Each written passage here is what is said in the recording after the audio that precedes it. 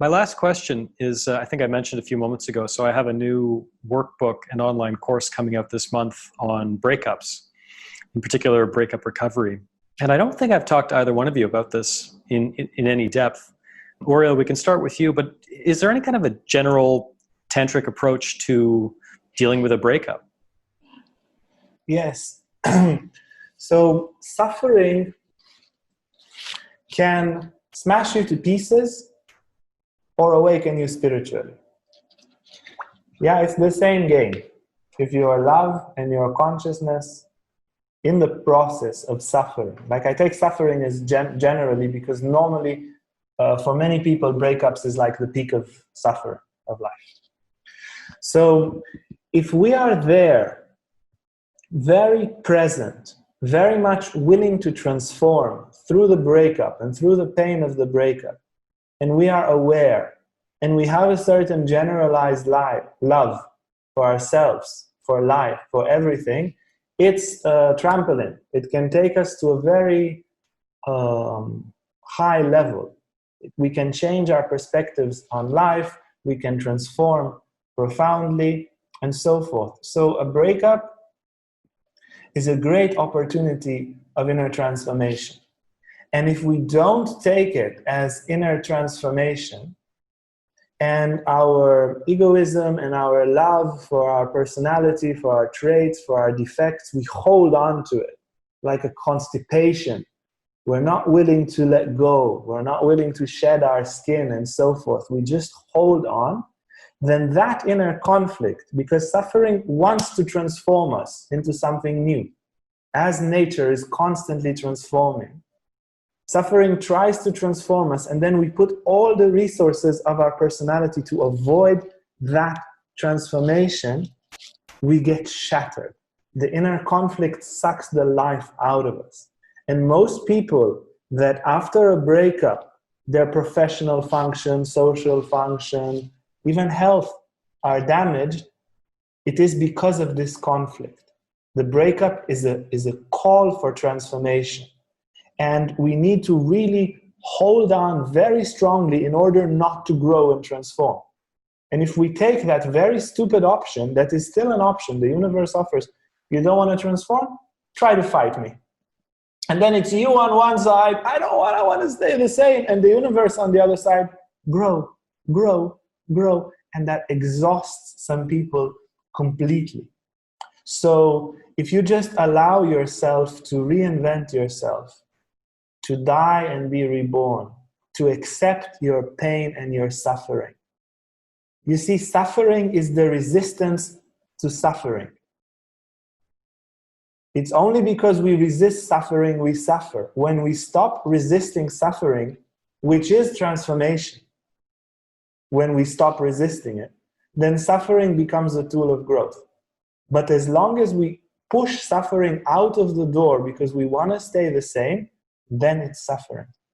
So a total acceptance of the pain in the body, in the mind, in the energy structure, and a willingness to just die to all your traits and be born a new person from this breakup. And maybe after a few months, maybe after a year of pain, but you are reborn.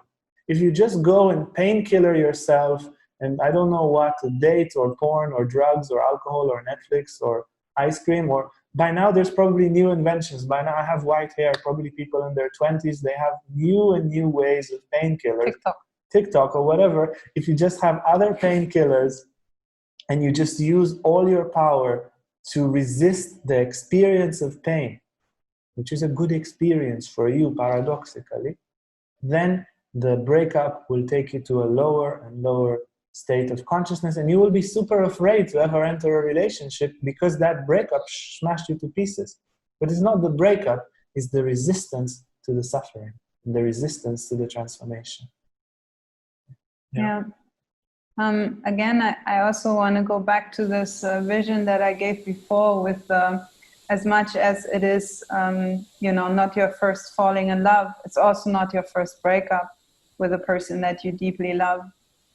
And basically a breakup from that viewpoint is not so much the end of a relationship, not at all. There's it's not for you to end. I mean, there's this this quote from the Bible. I don't know how exactly it goes, but whatever God put together, the humans shouldn't take apart. Yeah, it's from when they say it in the Catholic Church. Something, yeah. What was brought together by God cannot be broken by man. Exactly, and it just cannot. I mean, in Catholic Church, then we make it into some sort of contract, and then you shall, I don't know, suffer together forever. That's of course also not the idea. Sometimes you need a break. You need, you know, a new understanding. You need another impulse.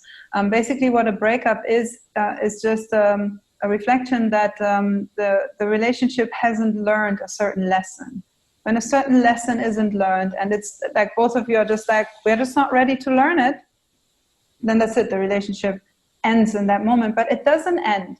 It's just shifting to a moment of not being, you know, as much together as before. The relationship remains, the love remains. It is already there. It has been established for so many lives. For so many lives, it's not for you to now say, oh no, me with my little ego that lasts for one life, I have hereby decided that it is not so anymore. Yeah, it's, you know, it makes for a good laugh for all the angels around that will drive you back together next life. So from that perspective, first of all, when you understand, okay, I haven't been able to learn a certain lesson, and therefore this relationship had to, for now, take a break, so to say. Then first of all, you stay with this understanding that, well, you know, maybe not in this life, maybe not for another 5 lives, but whenever we are ready to go through this lesson, then, you know, that's what's going to happen. Whenever it will be the moment, then we will continue, we will pick it back up. When we're ready for it. And in the meantime, I can contemplate, and this I suggest to you very much to do that, to take a period after a breakup and really seriously meditate. Really become aware. What lessons haven't you learned? What have you, not the other one, what have you resisted to learn? What divine lesson of transformation was in there that you resisted? And then see if you can transform this now. Like Uriel said, that suffering of the breakup is just another invitation to learn the lesson. You know, it's not there to punish you for not learning the lesson before. It's just like, okay, you haven't learned the lesson within the relationship. Okay, fine. Then relationship ends. Now you have the opportunity to learn in the suffering of the aftermath of the breakup and so forth.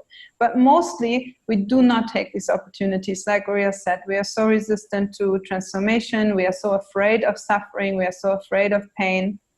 And we just sort of get more and more sensitive to that and more careful with our little porcelain ego.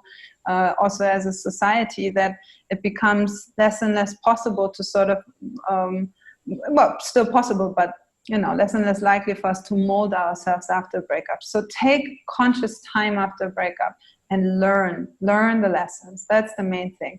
Everything else, it's also fine. You painkiller yourself, you do whatever you do, you stay a bit scarred, you stay a bit traumatized. It's not a problem. The universe will come back to you. It's a cyclical movement. Then you get another chance later, but you take another round. Okay, no, I need to eat more ice cream. I need to sleep around a bit. I need to do this and that. Okay. Sleep. Okay, and then when I'm ready, all right, next lesson, no problem.